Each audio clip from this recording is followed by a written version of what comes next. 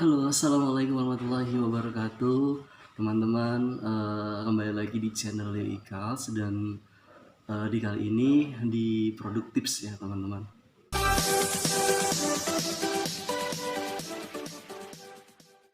Nah, di acara produk tips ini seperti biasa saya akan sharing tentang pengembangan diri atau self development dan juga tentang kepenulisan. Tapi kali ini teman-teman yang spesial, saya membuat konten ini untuk sharing berbagi kepada warga belajar kesetaraan di SKB Kota Cilegon atau Sanggar Kegiatan Belajar Kota Cilegon.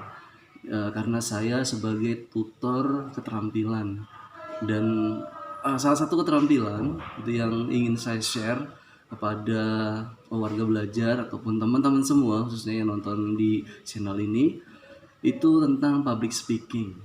Nah, ini salah satu keterampilan yang menurut saya sangat-sangat penting apapun profesi kita.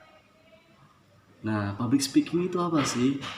Kan public speaking. Public itu adalah apa ya istilahnya tuh? Mungkin umum lah gitu. Umum maksudnya di depan halayak gitu, halayak umum. Public itu ya. Kalau speaking ya berarti berbicara. Jadi public speaking itu adalah kemampuan berbicara di depan publik atau di depan halayak umum. Nah, ini harus dimiliki nih teman-teman ya, apapun profesinya. Kita sebagai pelajar, kita sebagai mahasiswa, sebagai pekerja, sebagai entrepreneur apalagi gitu kan. Sebagai guru gitu kan. Dan profesi apapun, dokter sekalipun harus punya kemampuan untuk public speaking ini gitu. Karena ini penting gitu, untuk menyampaikan ide, untuk menyampaikan ilmu, untuk menyampaikan apapun yang ada di dalam pikiran kita gitu kan menjadi lebih baik gitu. Karena banyak nih teman-teman ya, orang yang punya ide, orang yang punya ilmu, tapi karena kemampuan public speakingnya kurang baik, jadi ilmu yang bagus itu disampaikannya jadi kurang maksimal, kurang ngena gitulah istilahnya seperti itu. Ini public speaking itu banyak contohnya. Seperti ini juga merupakan public speaking karena video ini kemudian dilihat banyak orang gitu kan, di-share di tempat umum seperti ini yang kemungkinan dilihat banyak orang gitu kan. Banyaklah kemudian juga MC gitu kan, salah satu contohnya misalkan MC wedding, MC di sebuah acara gitu, mungkin buat adik-adik gitu di sekolah gitu misalkan acara-acara sekolah itu termasuk juga yang pada intinya itu berbicara untuk publik gitu lah istilahnya gitu. Jadi kemampuan seperti itu harus tentu dimiliki. Jadi pentingnya apa sih public speakingnya tadi itu untuk menyampaikan apa yang ada di dalam diri kita nih. Sekarang kita seorang dokter gitu kan ingin menyampaikan keilmuan kita supaya lebih bermanfaat gitu kan. Ya harus menggunakan public speaking yang baik gitu kan. Karena memang ada dua sih kan, ada lisan dan tulisan gitu. Ya sebenarnya intinya dua-duanya sama. Nah, polanya sih hampir sama lah gitu. Menyampaikan sesuatu, menyampaikan ide, ilmu gitu, supaya lebih kena kepada publik gitu, atau kepada banyak orang. Nah, lalu gimana sih gitu kan? Mungkin ini bagian dasar dulu nih teman-teman ya. Banyak sih public speaking itu ya. Kayak siaran radio juga saya di Bana Radio, di Galora FM dulu gitu kan. Itu saya apa istilahnya untuk sebuah jam terbang aja lah gitu kan. Ya, hingga sampai saat ini ya seperti ini, berbicara seperti ini yang penting ada ilmunya gitu.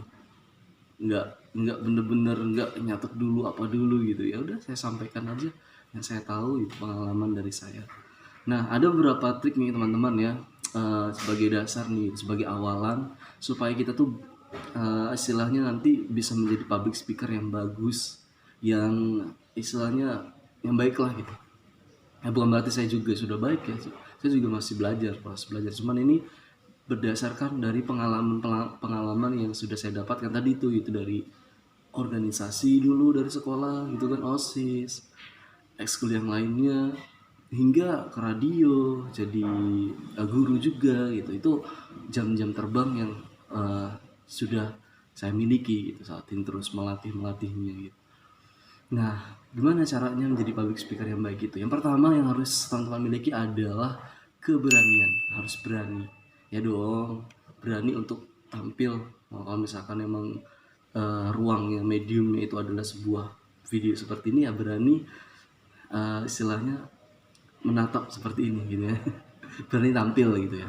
Kalau di panggung ya berarti berani maju ke panggung gitu, dipanggil gitu misalnya sih berani, harus berani gitu. Itu modal dasar banget teman-teman. Nah banyak kan yang kalau dipanggil aduh jadi takut gitu kan.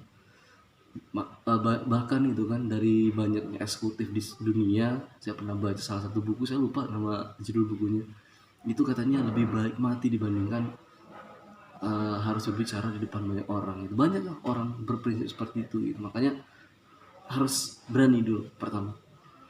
Nih yang kedua adalah pede, percaya diri. Nah salah satu melatih percaya diri adalah dengan sering berbicara di depan cermin atau di depan seperti ini. Saya juga awal-awal ketika membuat video seperti ini tuh aduh gimana nih gitu, nggak pede banget teman, karena udah sering seperti ini jadi udah pede aja, ya udah mau seperti apa gitu kan, yang penting ya kita sebaik mungkin lah gitu kan ya. Serapih mungkin gitu kan dalam berpenampilan supaya lebih percaya diri juga. Ini teman-teman melatih hal sederhana itu, kalau percaya diri itu lebih ya sering menatap diri lah di cermin, karena kalau nggak sering natap gitu kan ya akan malu sendiri gitu, kayak bikin video seperti ini akan malu sendiri.